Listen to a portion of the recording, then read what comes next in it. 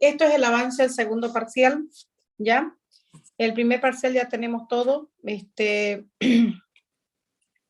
Repasan, por favor, pero a partir de ahora vamos a aprovechar nuestro tiempo porque luego del primer parcial vamos a tener escaso tiempo para prepararnos para el segundo, así que no podemos parar de avanzar, ¿ya?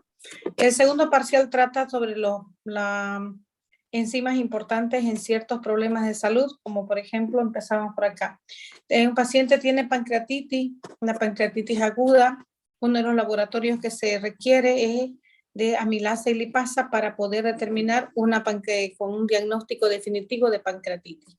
Por la clínica ya hay una presunción, ya se presume de lo que le puede estar pasando al paciente, pero hay que estar seguros para tener un diagnóstico definitivo, porque el paciente tiene sintomatologías parecidas con una colecistitis por colelitiasis obstructiva. Entonces, el paciente tiende a teñirse por una obstrucción y también en el paciente con pancreatitis se da esta situación. Por lo tanto, es necesario poder determinar si es una pancreatitis o una colecistitis por colelitiasis de tipo obstructiva. Bien, como sabemos, las enzimas se sintetizan ¿dónde? Se sintetizan dentro de las células a través de la síntesis de proteínas que se da en los ribosomas. Entonces, los ribosomas sintetizan proteínas, hay muchos tipos de proteínas, una de ellas es la proteína enzima, en este caso las enzimas a las cuales vamos a estudiar en este segundo parcial. En el caso puntual de amilasa y lipasa, son enzimas que se sintetizan dentro de la célula y las células se llaman las células pancreáticas, ¿ya? Del páncreas. Cuando hay un aumento de la cantidad de enzimas que sale del páncreas de la célula pancreática hacia afuera es por algún motivo. El motivo se llama incuria celular, pues puede ser por microorganismos como bacterias, hongos, parásitos, virus, o puede ser también debido a una autoactivación por obstrucción de las vías biliares. La regulación de la actividad enzimática, el tema 5 que vamos a tratar ahora, se trata de cómo se regulan las enzimas dentro de las células. Hola, hola, ¿están ahí? ¿Sí? Sí, doctora. Sí, doctora. Muy bien, ya. Entonces, ¿cómo se regula la actividad de las enzimas en una ruta metabólica? Que ustedes ya saben que se llama metabolismo. El metabolismo son las rutas metabólicas que se van a dar en la célula y están constituidas por reacciones anabólicas y reacciones catabólicas. Para que se dé estas rutas tanto de anabolismo o catabolismo, pues hay enzimas que se llaman enzimas llave, enzimas reguladoras, y por lo tanto ahora nos vamos a abocar a este tipo de regulación.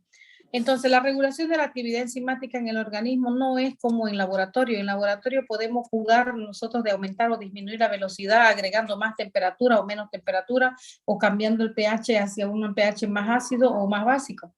En el organismo no se puede regular de esta manera la velocidad de la reacción química enzimática. No se puede. ¿Por qué no se puede? A nivel del organismo regular a través de la modificación de la temperatura pH.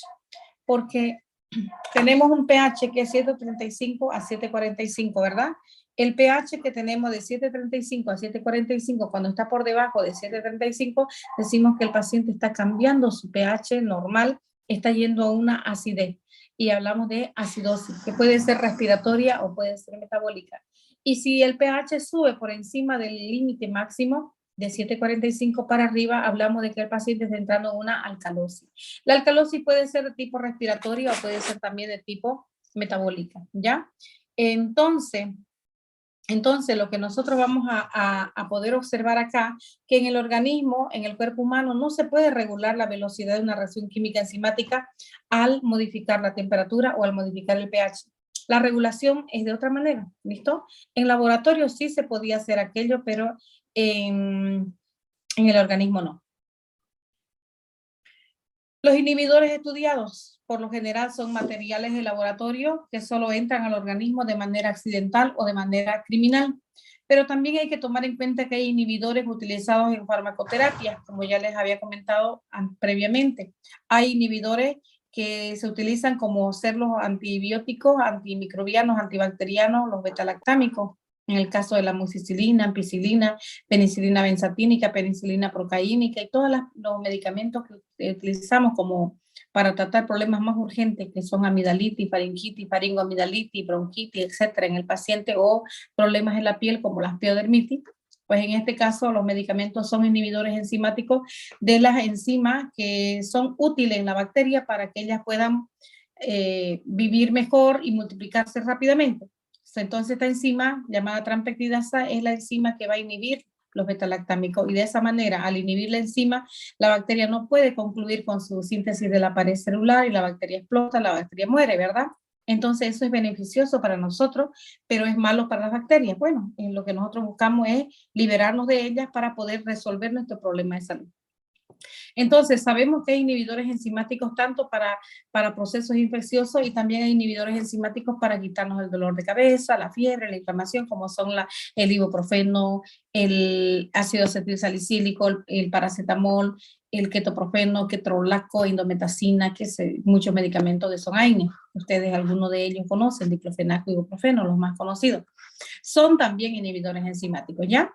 Entonces, pues hay otros inhibidores enzimáticos que vienen y se unen a la enzima de manera irreversible y estos se llaman inhibidores irreversibles y causan un desorden en el paciente que pueden llevar a una toxicidad elevada y luego muerte. Con excepción del intestino delgado y el hígado, las células presentan un medio de composición en este caso, de los sustratos constantes. Digo con excepción del tubo digestivo y del hígado. ¿Por qué? Porque cuando el paciente cena, el paciente almuerza, el paciente desayuna, el paciente se alimenta, pues llega en gran cantidad los alimentos que se degradan a estructuras pequeñas, como ser glucosa, si es carbohidrato, como ser aminoácidos, si es proteína, o como ser glicerol, ácidos grasos, si son triglicéridos o son grasas esterificadas, ¿ya? Entonces, en estos sitios, pues el sustrato va a ser inconstante, pero en otros lugares que no sea hígado y que no sea intestino, la cantidad es casi constante de los sustratos.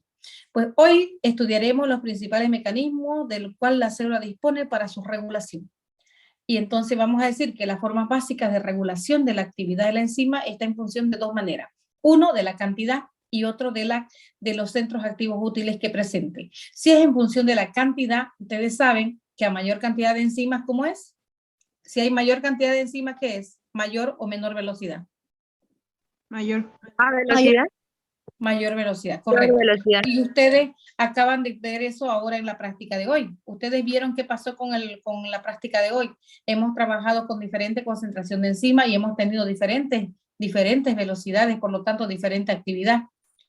Ustedes han visto que el grupo 1 trabajó con mayor cantidad de enzima y eso es lo que cuantificó hoy. La práctica que viene, vamos a ver velocidad, vamos a ver curva, pero en la de hoy ya pudieron ver que la cantidad con la cual hemos trabajado fue diferente en función de los resultados que hemos tenido.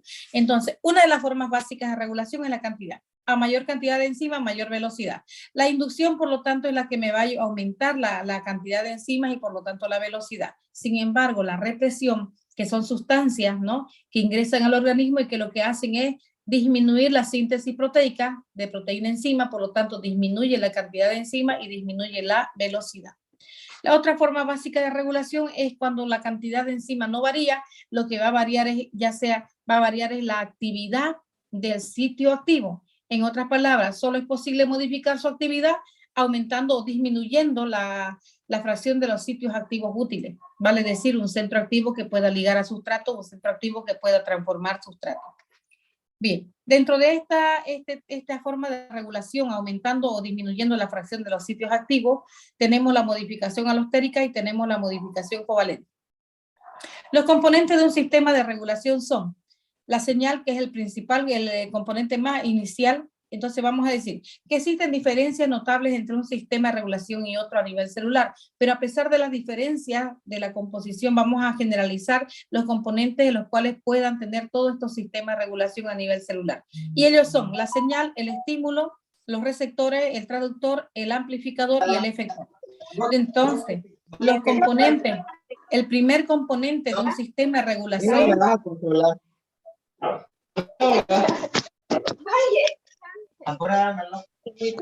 Tu audio de la compañera.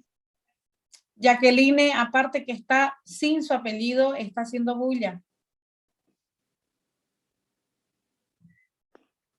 El primer componente de un sistema de regulación es la señal. La señal es un portador de la información que va a llegar hacia el receptor. ¿Listo?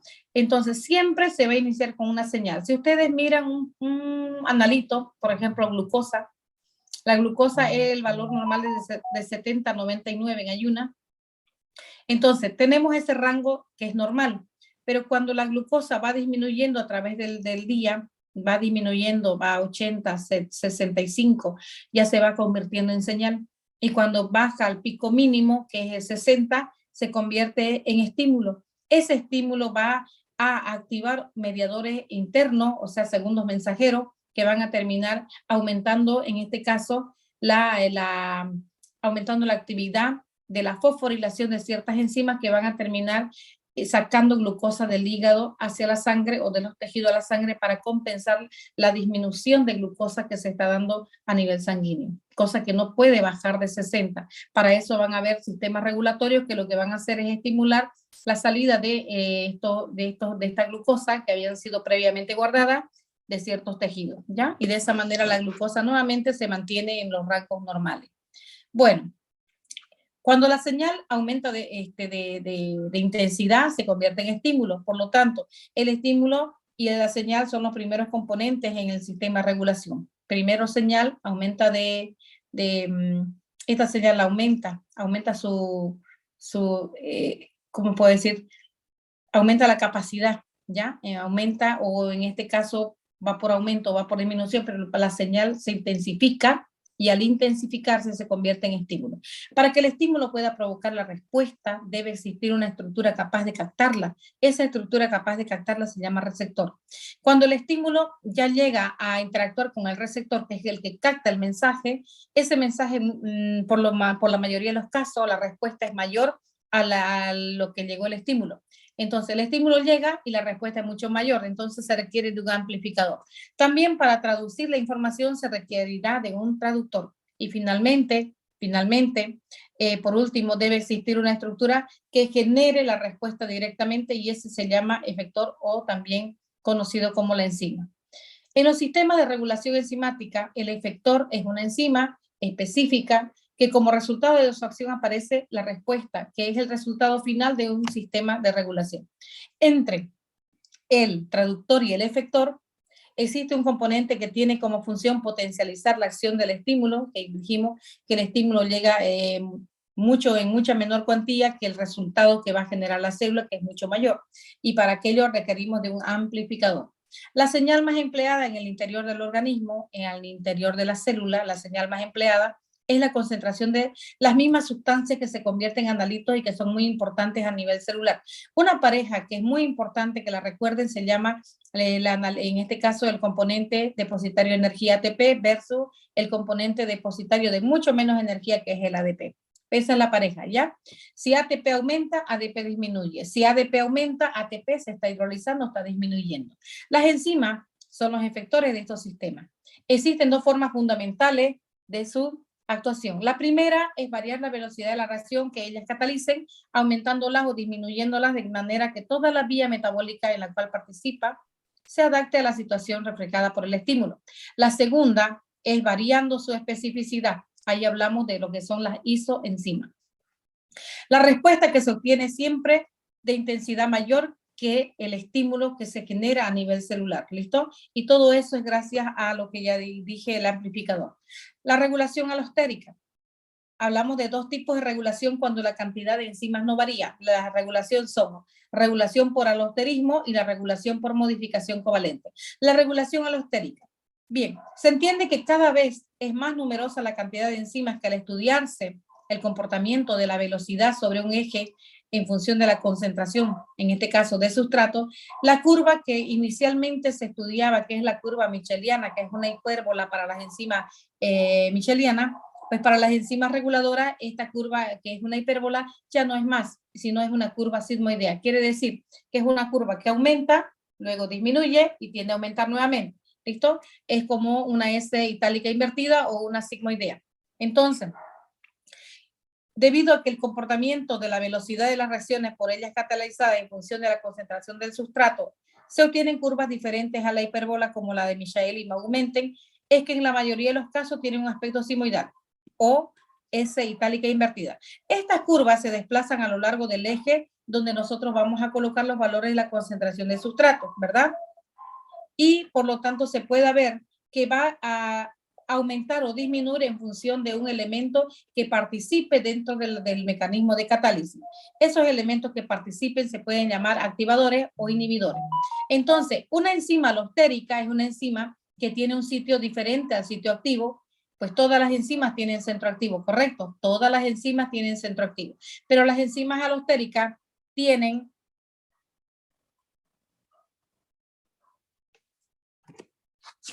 las enzimas alostéricas están constituidas por varias subunidades, que en este caso estoy haciendo una enzima alostérica de 3 subunidades. Entonces, tienen un sitio activo. Centro activo, ¿cierto? ¿Saben, no? ¿Para qué es el sitio activo? En la enzima, ¿para qué le sirve? Para que se Para unan sus... unirse. Sí, eso. Ya, muy bien.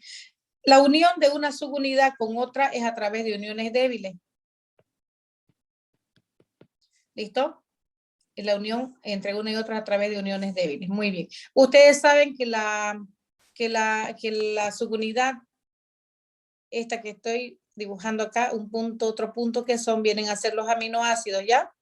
Entonces, cada una de estas vueltas se mantiene de esa manera y saben que en cada una de ellas está unida por aminoácidos, los puntitos rojos. Y los voy a poner de amarillo, la unión entre uno y otro. Entonces, son los enlaces covalentes de estructura primaria, ¿se acuerdan? Para que se mantenga esa vuelta con la otra vuelta de esa manera, así como lo he estructurado, se entienden que entre una vuelta y otra hay uniones débiles. También. ¿Sí? ¿Se entiende o no? ¿Se entiende? Ya. Entonces, esa es una estructura terciaria, ¿se acuerdan? Ahora, pero en conjunto, todas las 3 subunidades se llaman estructura cuaternaria. Entonces, una enzima alostérica es una enzima que está constituida por varias subunidades y por lo tanto es de estructura cuaternaria, el todo, ¿listo? ¿Tiene sitio activo? Correcto, tiene. Lo voy a borrar un ratito, ¿ya? Eso. Tiene sitio activo. Tiene sitio activo. Ahora, ¿qué falta? Los sitios donde se van a unir los puntos de alosterismo, ¿ya? Tiene puntos para activadores en cada subunidad. Si tienes 3 subunidades, como estoy dibujando ahorita, tiene 3 puntos para activadores. Y luego tiene 3 puntos también para inhibidores. Tiene 3 puntos para inhibidores. ¿Listo? Tiene 3 puntos para inhibidores también. Listo. En negro para inhibidores, en verde para activadores y en azul los sitios activos. Entonces esta enzima alostérica está constituida por 3 subunidades, tiene 3 sitios activos, tiene 3 puntos para activadores y 3 puntos para inhibidores. Eso tienen que grabárselo por favor en su mente. Así va a ser, ¿ya? Entonces, cuando hablamos de una enzima alostérica es eso, que tiene puntos alostéricos para activador, perdón, para activador, ¿ya? Para activador y para inhibidor.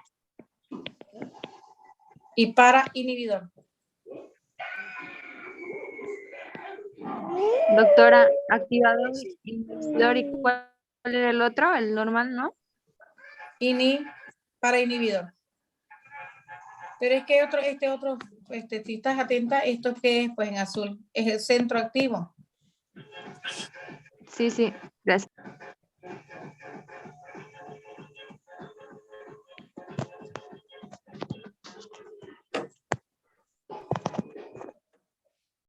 El que está en azul es el sitio activo, no se confundan, ¿ya?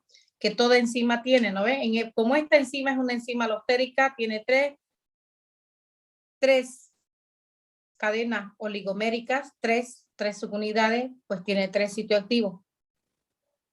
Y como es alostérica, aparte del sitio activo, tiene otro sitio para fijar activador y para fijar inhibidor, ¿correcto? ¿Hasta ahí está claro? Ya. Los inhibidores y activadores, por lo general, lo que ustedes van a recordar siempre, siempre, siempre, de lo siempre, es la pareja ATP versus ADP. ¿Listo? El ATP es un inhibidor y el ADP es por lo general, en este caso, un activador. Entonces, uno de los dos aumenta, pues no, el otro disminuye y viceversa. Entonces, esta es una enzima alostérica que tenemos acá, activador, inhibidor. ¿Ya? Si estamos bajo la acción de un inhibidor, entonces va a entrar el inhibidor acá. Entró el inhibidor a su sitio. El centro activo, estoy colocando algo, fíjense con negro, se modifica levemente. Esa modificación leve que está pasando en el sitio activo, ¿listo? Esa modificación leve en el sitio activo, ya es suficiente ¿para qué? Para que cuando llegue el sustrato que está por acá, ahora ingresa, pero no va a haber una buena orientación, ni un efecto de aproximación, ni inmovilidad. Porque para que ocurra aquello tiene que haber una complementariedad entre el sitio activo y el sustrato. ¿Ya? Y en este caso la complementariedad no se va a dar. ¿Por qué? Porque al inhibidor ingresar al sitio de inhibición, modifica levemente el sitio activo de la enzima y esto cambia. Por lo tanto, ¿el sustrato puede ingresar? Sí, se puede unir, pero no es una unión perfecta, por lo tanto no habrá en este caso transformación. ¿Se entendió? ¿Sí? ¿Entendieron? Por último, ¿te puedes repetir, por favor, doctora? Ya, si ustedes están atentos, entiendan, por favor. Si no, pues están de paseo, digamos, ¿no? Ya lo expliqué, ya lo espero que le hayan sacado foto igual. Las enzimas alostéricas tienen subunidades de las cuales, yo no puedo andar repitiendo tanto, niñas, entiéndanme. Tengo tiempo limitado ahorita, ya es tardísimo. Las enzimas alostéricas están constituidas por varias subunidades. En cada subunidad existe sitio activo y existe sitio para activador y para inhibidor.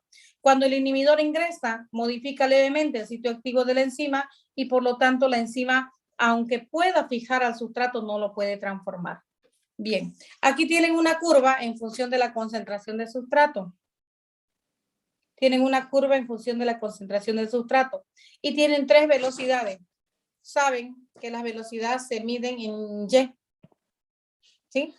Y la concentración de sustrato en X. ¿Correcto? Entonces, ¿cuántas velocidades ven ustedes acá? 1, 2, 3. y 3. ¿Cuál es? En este caso, está en verde es la mayor velocidad y en azul es la menor velocidad. ¿Sí? En azul la menor velocidad. ¿Por qué la velocidad es pequeñita en azul? Porque estamos con una concentración de ATP elevada. El ATP se convierte en inhibidor. ¿Y por qué la velocidad, la curva en verde es mayor? Porque estamos bajo la acción de ¿quién? De concentración de ADP aumentada. Entonces, cuando aumenta ADP, se convierte en activador, la vía metabólica o la ruta metabólica aumenta su actividad y por lo tanto generamos productos fácilmente. Y cuando estamos bajo la acción del ATP, la ruta metabólica disminuye y por lo tanto disminuye la transformación y la velocidad. ¿Listo? Obviamente el organismo es sabio, el organismo sabe que tiene que aumentar o que tiene que disminuir, por eso tenemos sistemas de regulación. No, nosotros estamos regulados hasta que no se demuestre que estamos enfermos. ¿Listo? Muy bien, esta es la curva entonces. En función de la misma concentración de sustrato vamos a tener 3 velocidades. Cuando hay ATP, cuando hay ADP de manera aumentada o cuando no hay ninguna de ellas, tenemos la curva que está en la parte media. Enzima alostérica. La enzima alostérica es una enzima cuya actividad está regulada mediante el sitio alostérico, del cual le hablo yo, que es el sitio para activadores o el sitio para inhibidores, ¿cierto? Aquí tal vez podría comunicarles igual, que cuando estamos bajo la acción de un activador, que era ADP, bajo la acción de un activador, que es el ADP, en la velocidad mayor que teníamos, cuando estamos aquí, estamos bajo la acción del ADP. El ADP se une en el dibujo que les dibujé hace un momento. El ADP se une al punto de activador. Por lo tanto, el sitio activo se convierte complementario al sustrato. Cuando el sustrato ingresa, tienen un efecto de aproximación, un buen efecto de orientación y tienen la inmovilidad perfecto. Todo está bien, propicio para que se dé la transformación, disminuya la energía de activación, el sustrato ingrese a un estado de transición, se rompan los enlaces rápidamente o fácilmente o se formen nuevos enlaces. Y de ahí para adelante hablamos de una estructura química diferente llamada producto, ¿cierto? Entonces, para que esto ocurra, en este caso, ya tuvo que aumentar la cantidad de ADP, que es el activador, y el activador lo que hace es que tengamos los sitios activos útiles. Y el inhibidor, que es el ATP, que tengamos los sitios activos inútiles. Si bien tiene capacidad para ligar la enzima al sustrato, no tiene capacidad para transformar. ¿Está bien? ¿Listo? Bien, una enzima alostérica es una enzima cuya actividad entonces está regulada mediante estos puntos alostéricos. Claro que sí, cuando aumenta la cantidad de activadores, aumenta la velocidad. Cuando aumenta la actividad de inhibidores, disminuye la velocidad y viceversa. ¿Por qué se llama alostérica? También tienen que ver. ¿Por qué? Porque dice, el nombre nos va a decir, ¿no? Tiene puntos, alo es un sitio diferente al sitio activo, estéreo, que tiene actividad propia, ¿ya? Y como van a ver.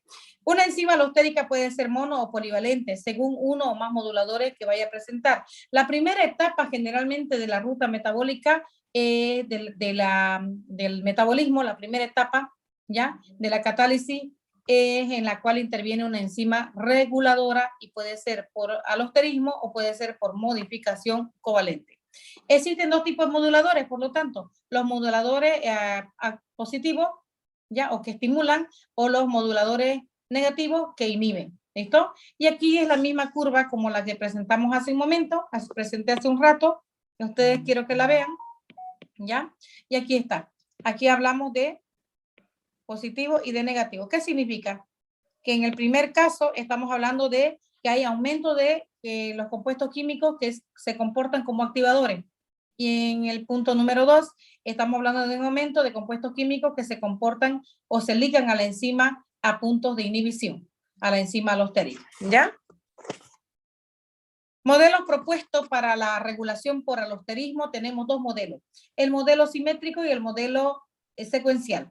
Se dice que el modelo simétrico es cuando todas las subunidades en las cuales participa la enzima, de la cual participamos a través de esta regulación, todas las subunidades, todas, si fueran 3, o están en el estado R las 3, ¿ya? R, o están en el estado versus el estado T.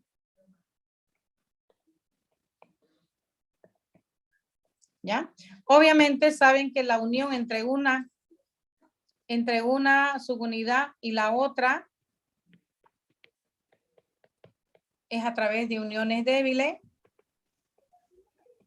y que está sujeto a cambios de temperatura y pH. ¿Listo? Ok. Entonces, esta y esta otra. Resulta que esta enzima que está en estado R, una enzima que tiene el sitio activo perfecto. El sitio activo está, como dicen, útil.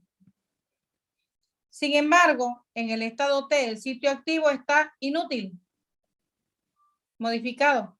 Y así modificado, acuérdense que el sustrato para ambos es así. El sustrato.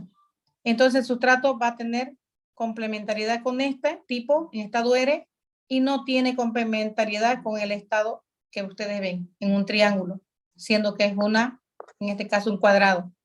Entonces el sustrato tiene la estructura de ¿quién? Del sitio activo, ¿ya?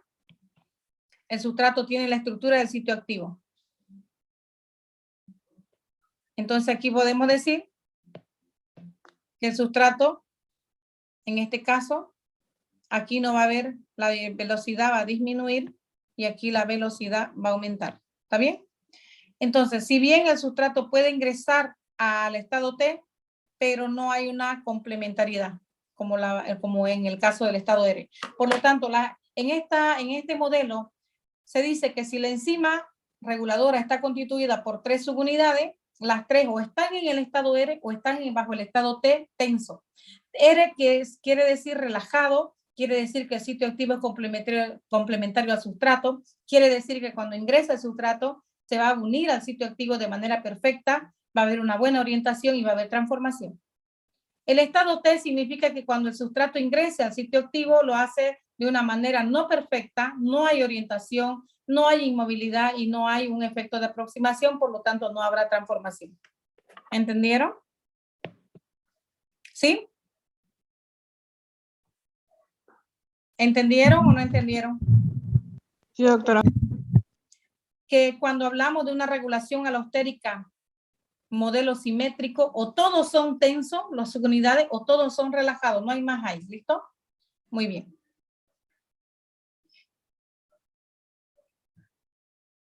Por lo tanto, aquí, por ejemplo, decimos, ¿no? Tenso o relajado. Estas enzimas son oligoméricas. ¿Qué significa oligo? Oligo, para todo término, es pequeña unidades, ¿verdad? De cadena de polipéptidos. Son oligoméricas, están formadas por varias subunidades y por lo tanto, en general, diremos estructura cuaternaria. Y todas estas se encuentran en el mismo estado conformacional simétrico. Simétrico es como dicen, ¿no? A ver, en orgánica, que es un carbono asimétrico, del cual salen todas los enlaces son diferentes. Uno se une a hidrógeno, el otro a otro carbono, el otro a un nitrógeno, el otro puede unirse a otra estructura. Entonces, todas las uniones al carbono son diferentes, ¿cierto? Eso es asimétrico. Y simétrico es que un carbono está unido a todos los enlaces, a los 4 enlaces de la misma forma. Ejemplo, metano, ¿ya? Entonces, lo mismo acá. Simétrico significa que todas las subunidades o son relajadas, están bajo el estado conformacional relajado, capaz de unir sustrato y transformarlo, o están bajo el estado tenso, capaz de no transformar. ¿Listo? Esa es la situación. A una enzima puede unirse no solo el sustrato, sino algunas sustancias específicas llamadas ligandos, pero la enzima presentará diferente afinidad para cada uno de ellos de acuerdo al estado conformacional en el cual se encuentre, si está en el estado R o está en el estado T. Si el sustrato puede unirse al estado R y no al estado T, ¿listo? Aunque se pueda unir, no hay transformación. La unión habla de unión perfecta. En este caso pudiera unirse, pero no hay una perfección, por lo tanto no hay una transformación. Además del centro activo, existen en las subunidades otros sitios de unión específicos para los ligandos que pueden ser activadores o pueden ser inhibidores. Estos sitios alostéricos son muy específicos en el cual se parecen mucho al sitio activo. Acuérdense que el centro activo tiene especificidad y tiene afinidad. ¿Se acuerdan? Los centros activos tienen especificidad. O sea que puede ligarse al sitio activo un falso sustrato, puede, pero luego lo reconoce que no es el verdadero y no lo transforma. ¿Se acuerdan de los inhibidores que hablamos? Entonces, el sitio activo es específico. Los sitios alostéricos para activadores o para inhibidores también son sitios específicos. ¿Listo? Entonces, al igual que los centros activos, los sitios alostéricos son específicos, en los cuales se parecen mucho a este. Por lo tanto, podemos decir que cuando aumenta la concentración de ligando en el medio, se favorece su asociación y al disminuir o viceversa, en este caso, se favorece la disociación.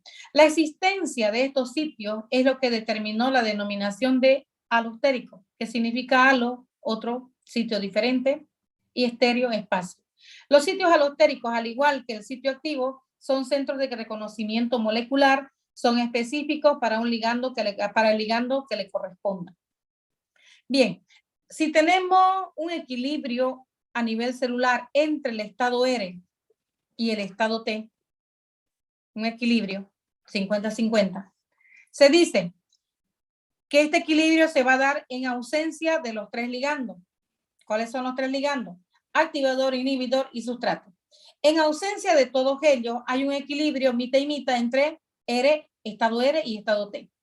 Ahora, ¿qué pasa si a partir de este equilibrio vamos a comenzar a añadir sustrato? El sustrato se va a unir ¿a quién? Al estado R, que es relajado, o al estado T, al estado R. Entonces, parte del estado R se va a unir al sustrato y va a quedar menos R que T. Por lo tanto, parte de T va a pasar a ser R y va a seguir en equilibrio.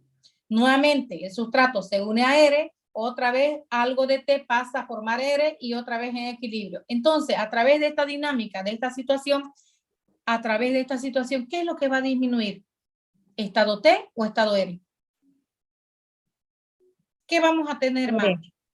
¿R o T? ¿Qué vamos a tener más ahora? La otra pregunta. R, muy bien. ¿Por qué? Porque a medida que llega al sustrato se va a unir al estado R y luego parte de T pasa a ser R, R se une a sustrato y cada vez vamos a tener más estados R unidos a sustrato, ¿verdad? Porque vamos a estar sumando los estados R que están unidos al sustrato más los estados R que están en equilibrio con el estado T. Por lo tanto, a través del tiempo, el estado T disminuye y por lo tanto la velocidad aumenta. ¿Listo? Doctora, una pregunta.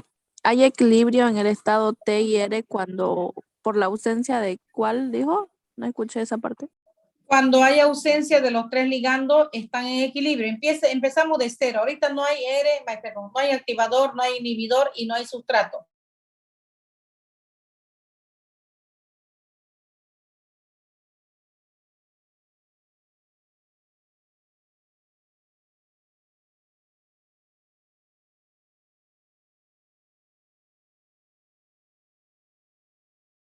Grupo A y terminamos, ¿ya? ¿Está bien? Ok, doctora. Ya. Entonces, recordando un poquito, la regulación puede ser por aumento o disminución de la cantidad de enzimas, ¿correcto?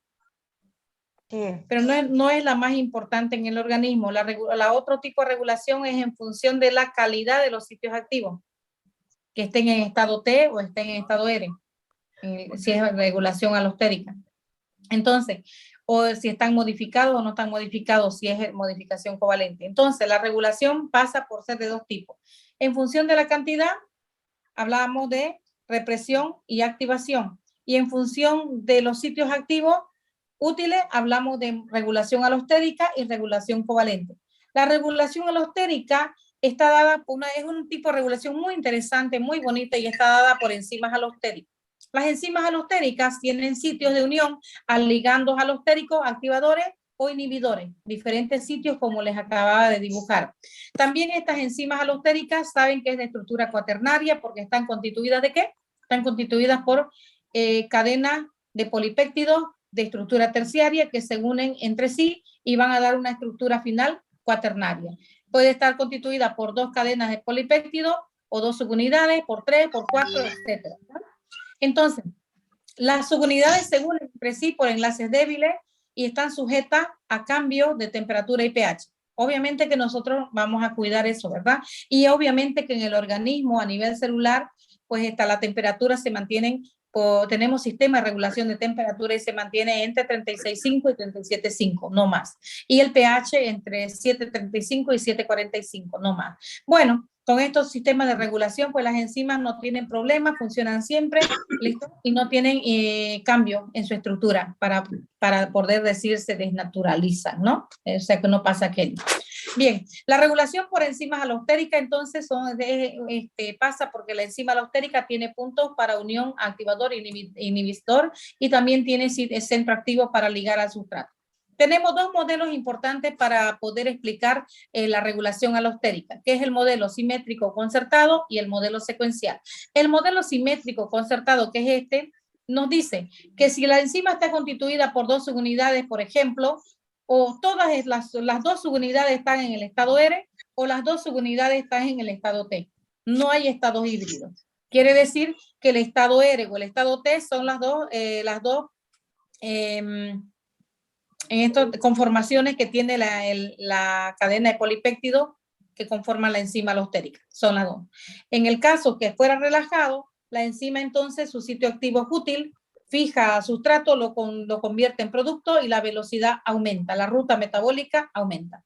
En el caso que esté bajo el estado tenso, todas las subunidades estarán en el estado tenso T y por lo tanto serán incapaces de transformar un sustrato en producto y dirás la velocidad disminuye, ¿cierto? Entonces, es por eso que la curva se dice que es una curva sigmoidea.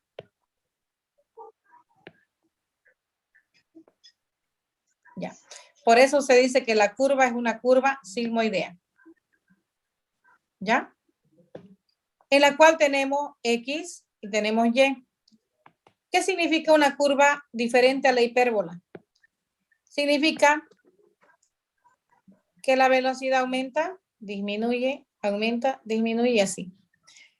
¿Cuándo hay picos de aumento? El punto acá y el punto por acá. ¿Cuándo? Cuando estamos bajo la acción de ¿qué? Concentración de A, de P, aumentada. Ahí tenemos esto y esto. ¿Y cuándo vamos a tener los picos mínimos de disminución? ADP. Cuando estemos bajo la acción de ¿quién? ¿Quién está aumentado ahora? ATP. ATP. Está con color para que se puedan identificar. ¿Está bien? Entonces, por eso es que es una curva sigmoidea. En otras palabras, es una curva en la cual aumenta, disminuye, aumenta, disminuye. ¿Entendieron? ¿Sí? Sí, doctora. Esa es la curva sigmoidea, diferente a la hipérbola de las enzimas michelianas, ¿ya? Entonces, ¿están todas en estado T o todas las subunidades están en estado R? Repito, si tengo esta subunidad y estas unidas a través de uniones débiles, ¿listo? Entre ellas, en conjunto, ¿qué se llama todo? El todo, ¿qué se llama? Estructura cuaternaria. Cuaternaria. Pero esta una, si veo solamente una subunidad, ¿qué se llama? Estructura terciaria. Eso. Y como está unida a otra de estructura terciaria, en conjunto se llama estructura cuaternaria. Está clarito, ¿verdad? Ahora, o todas son tensas, estado T, o las dos están en el estado R. Si está en el estado T, les dije, el sitio activo tiene una imperfección. Amarillo, por favor. Una imperfección.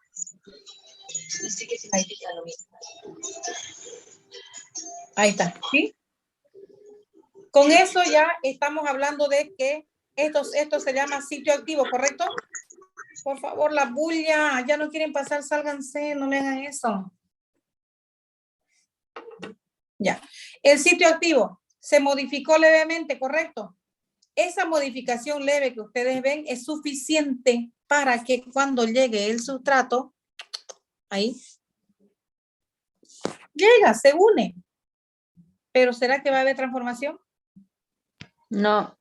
No, la palabra es no. No hay transformación. No hay transformación.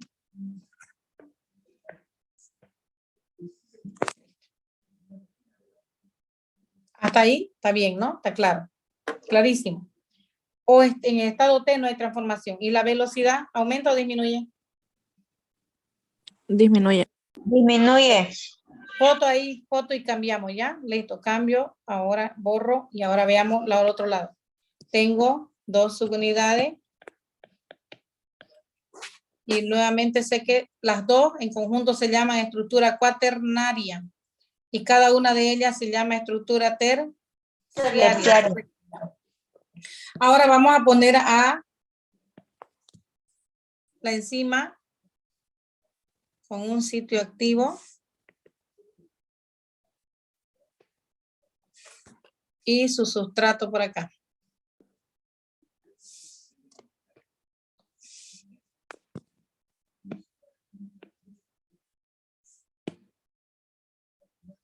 Y aquí está ingresando el sitio, el sustrato.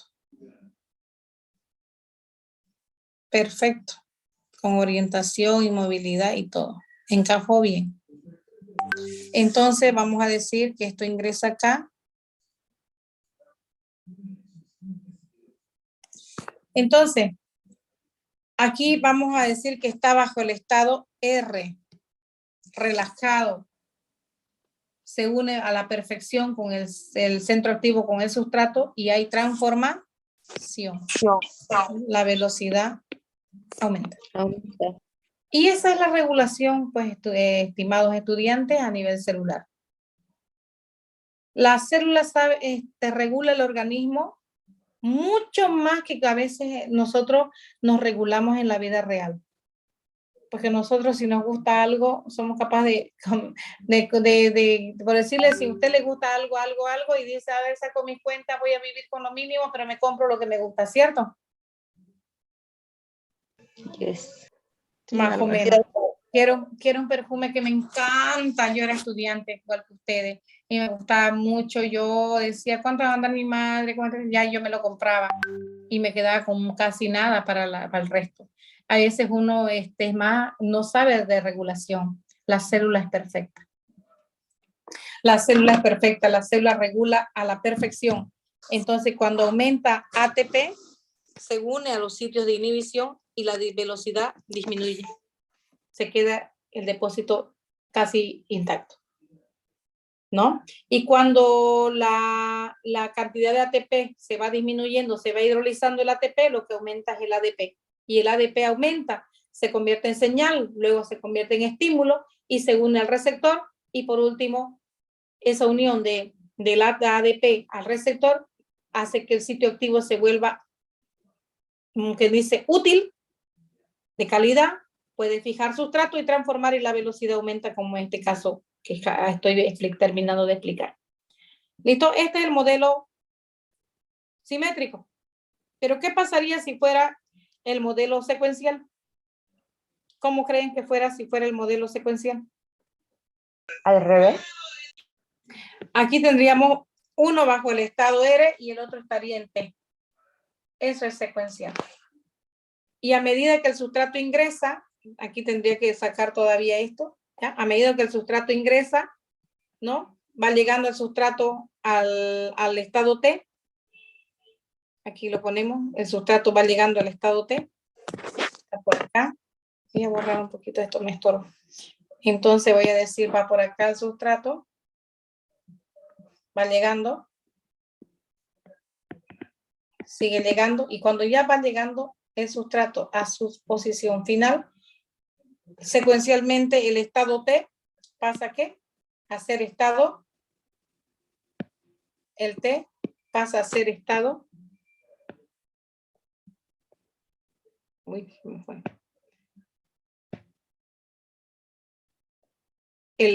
Pasa a ser estado R. Eso es secuencial. Que en un inicio también los dos pudieran ser T. T. T. Y a medida que el sustrato llega, el T se convierte en R. Primero el que primero se convierte en R va a ser, a medida que el sustrato llega, el primero que se va a convertir en R va a ser esta subunidad. Entonces la vamos a borrar. Y se borra el rojo de T y queda en R. ¿Cierto? Y va llegando más sustrato y la otra subunidad de T va a pasar a R. Y por último vamos a tener las dos en R. ¿Se entiende o no? Eso es secuencial. Sí, doctora. Sí, doctora. Ahí creo que no hay mucho donde esto del equilibrio ya lo vimos, ¿no? Esto allá, del equilibrio.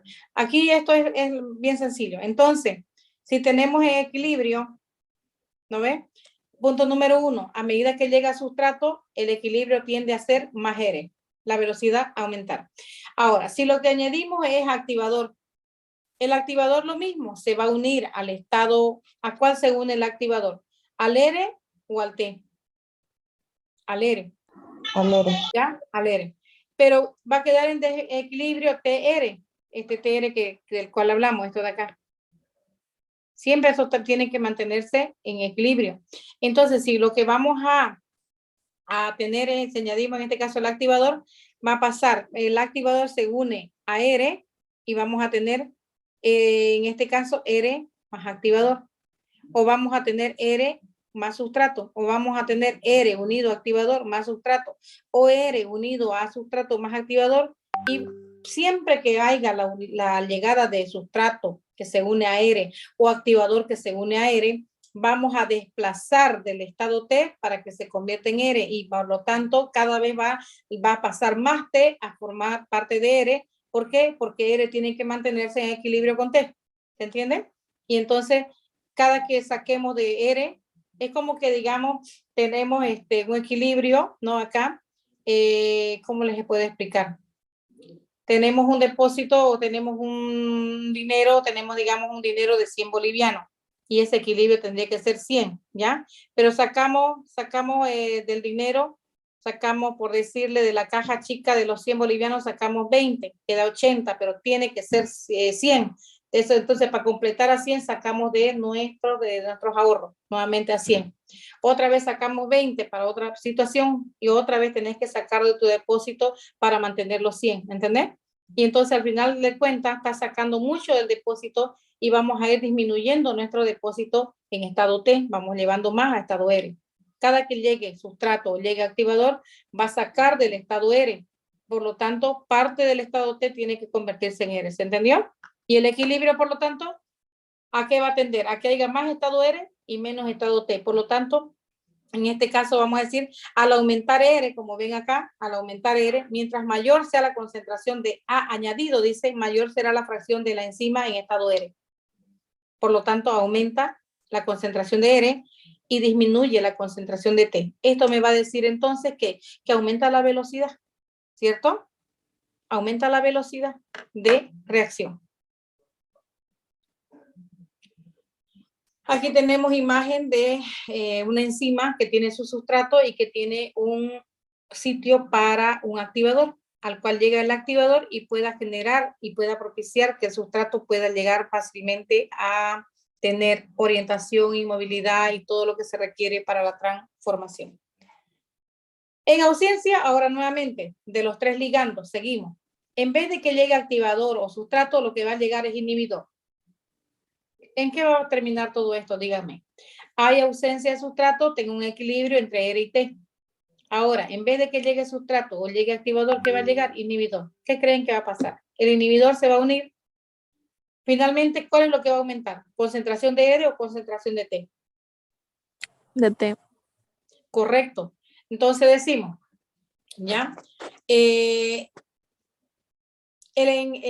Al sistema en equilibrio se le va a añadir el inhibidor. Este se une al estado T, formando el complejo TI, que provoca un desplazamiento del equilibrio que debe existir entre T libre y R libre. Por lo tanto, si vamos a sacar de T, ahora va a quedar el desequilibrio, menos T y más R. Por lo tanto, R pasa a convertirse en T para mantener el equilibrio. Y si seguimos trayendo más inhibidor, pues más estado T salen y por lo tanto va a quedar en menos cantidad T libre, por lo tanto R tiene que transformarse o pasar a ser T para mantener el equilibrio.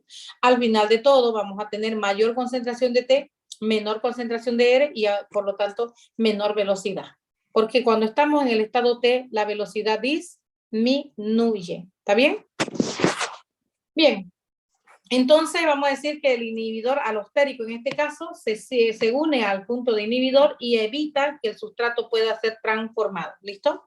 Las sustancias que favorecen la forma T y que disminuyen por lo tanto la velocidad o actividad de la enzima son los llamados moduladores negativos. En este punto, fíjense, tenemos dos ejemplos. Quisiera que lo miren y a ver si dan con lo que quisiera que escriban o que interpreten. Me gustaría, la verdad. Ya, vamos a poner división acá. Aquí tenemos un esquema, el esquema 1 y el esquema 2. ¿Listo? Ya, díganme. Ese esquema 1 es el más bonito. En el esquema 1 se entiende bien, está perfecto.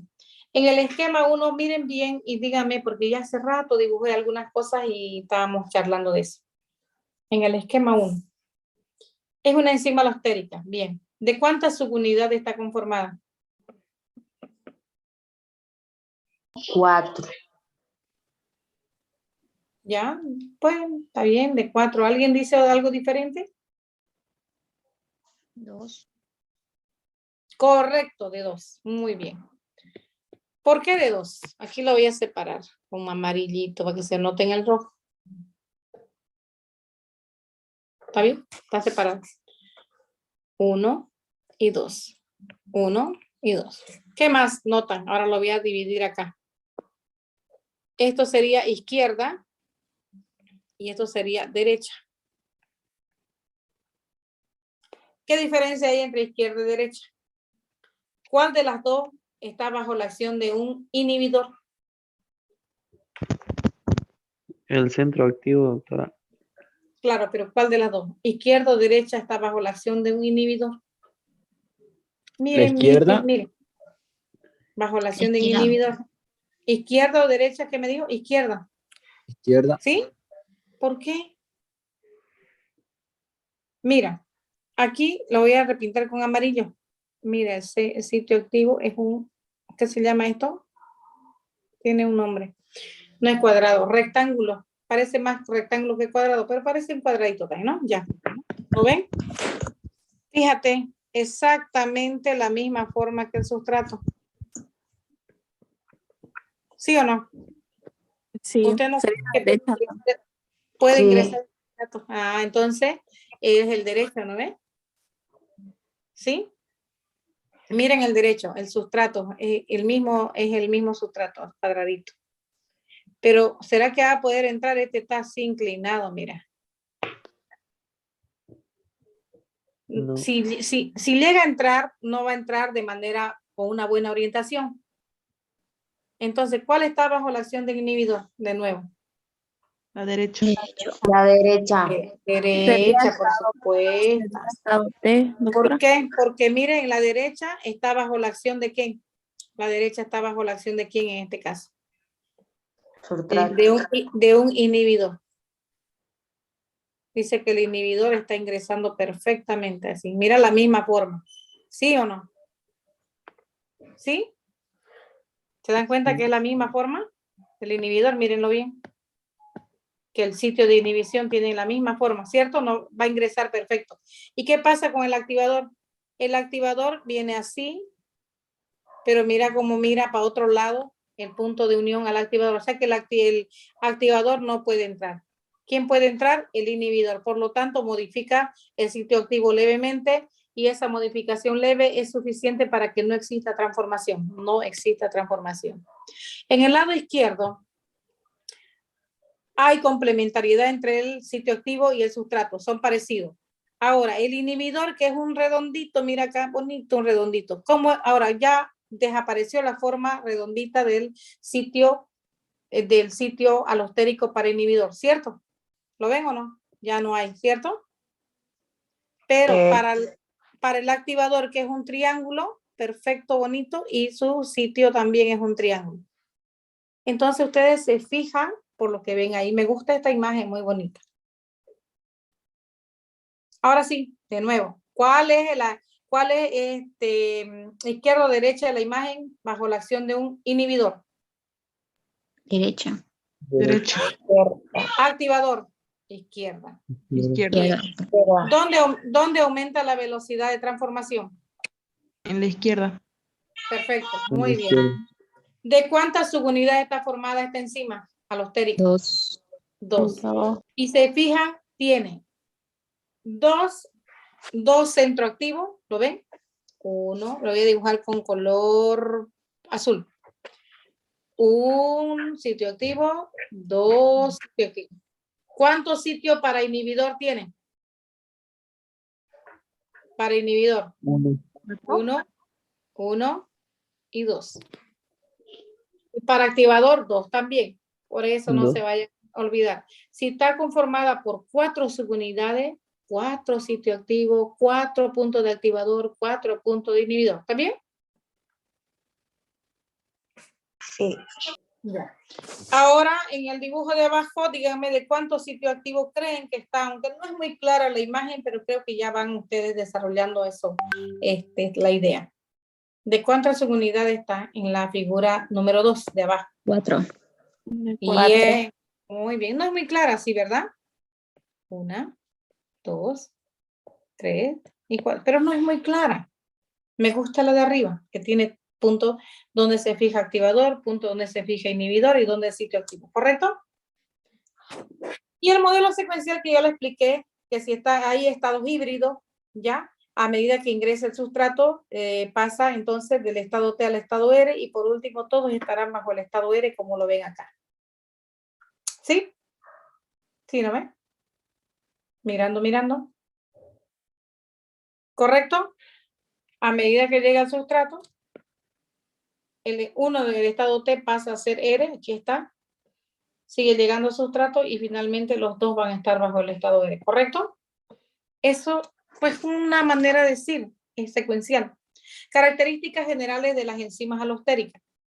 Independientemente del modelo que se aplique, existen muchas características generales de estas enzimas que vamos a resumir en este caso. ¿Ya? Tenemos entonces, número 1, número 2 y número 3 acá. Bien.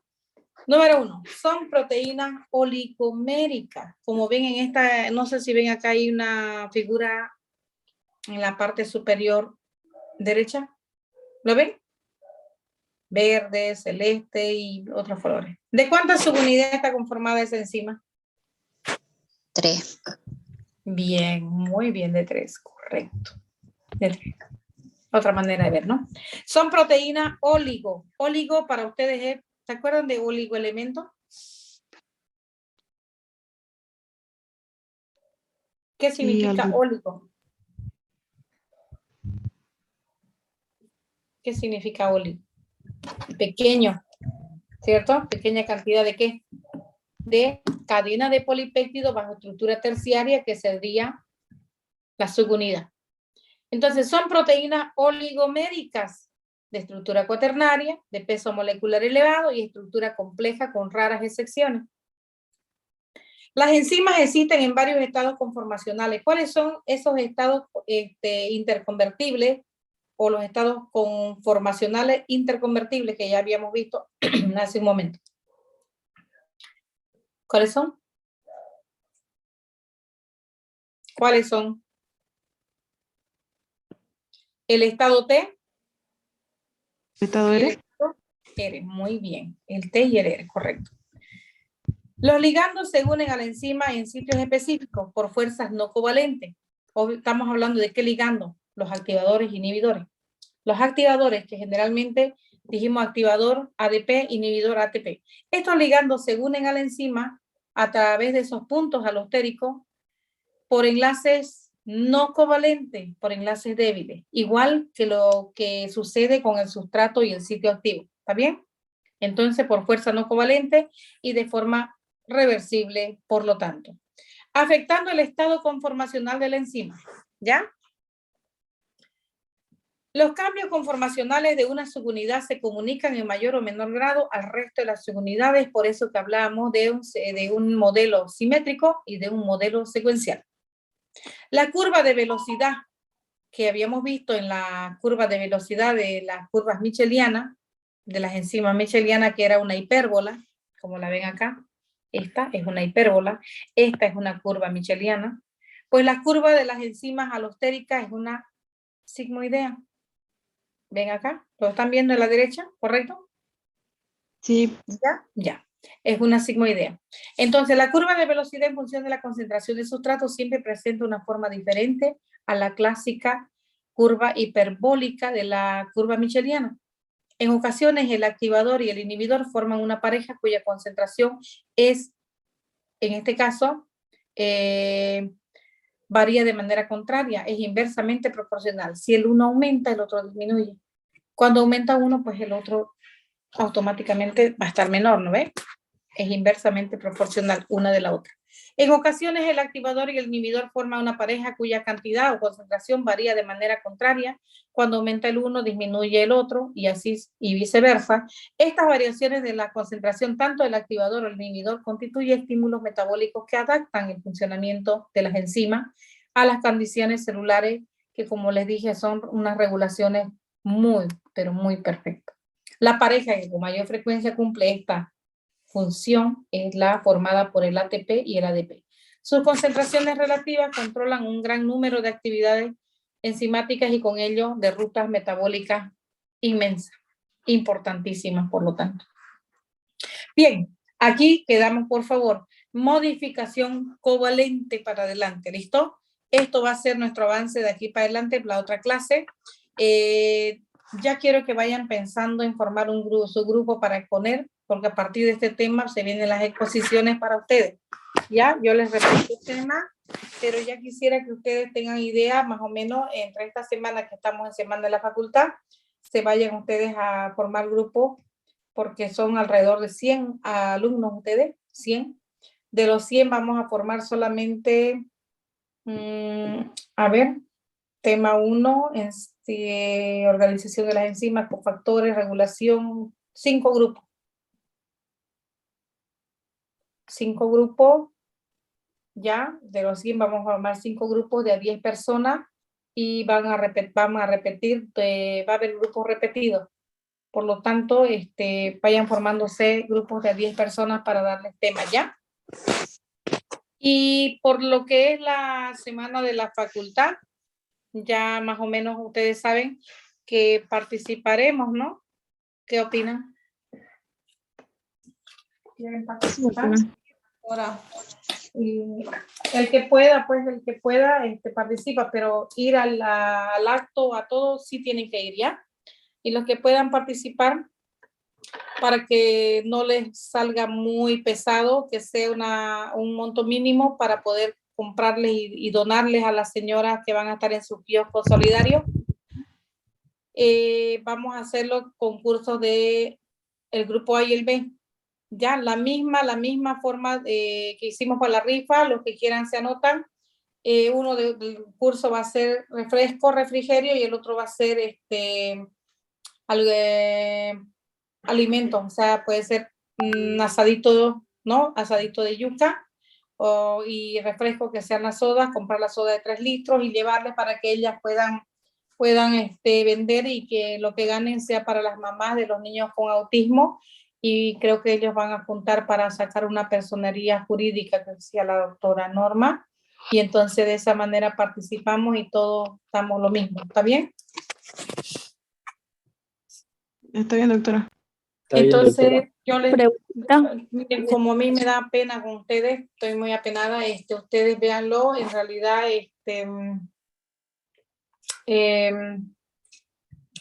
empieza a correr el número 1 apellido tanto o nombre tanto, y de acuerdo a eso yo voy a saber cuánto voy a disponer yo de dinero, porque yo a ustedes no les puedo, no puedo ir, no vamos a poder juntarnos hasta el día lunes o martes, entonces ya hay que saber qué comprar, ¿no ves? Entonces, para saber la cantidad, solamente los que asisten al laboratorio, están de manera activa, por favor, porque si no asisten y después se queda, no, me quedo yo, digamos, como ahora. Tengo muchos boletitos, ustedes saben que tengo los boletos todavía de la rifa, no de ustedes, gracias a ustedes, ustedes cumplieron perfectamente. Solo tengo del grupo B, del B3 Molina Brinel, y del B1 Rocha Herrera Jessica, ¿cierto? ¿Está en clase por si acaso o no?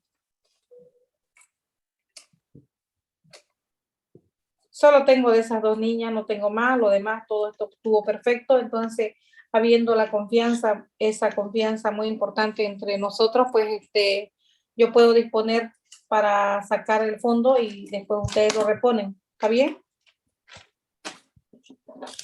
Está bien, doctora. Uh-huh. Viendo que algo que me vaya a gustar hasta a mí comer, uno es golosa, ¿no? A mí me gustan los asaditos, ¿les parece? Si puede ser asadito Sí, doctora, también me gusta eso. de yuca, Sí. cosa que podamos comer nosotros también cuando nos apeguemos a la mesa solidaria, ¿no es? ¿Sí? Sí, doctora. Sí, está bien. Y los refrescos que vaya a ser del grupo A, las sodas, ¿qué prefieren? ¿Qué comprarían ustedes más? Porque de nada sirve llevarle un producto que las señoras no vendan, ¿no ves?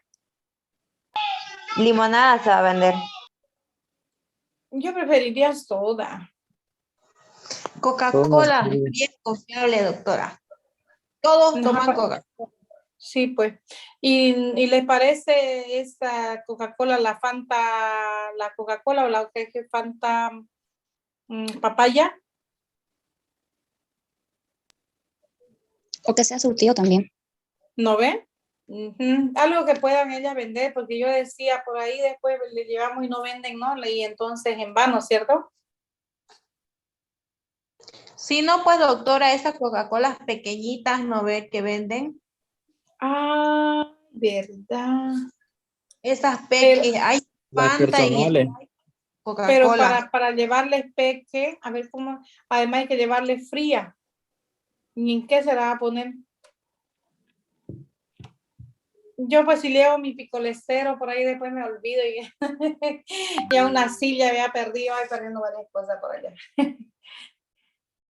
Y no les voy a decir a ustedes tráiganlo porque después se les pierde y no voy a dar yo otra de eso. No sé qué opinan llevarla fría.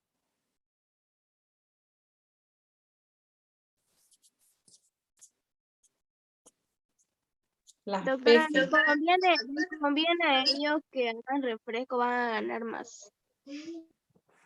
Pero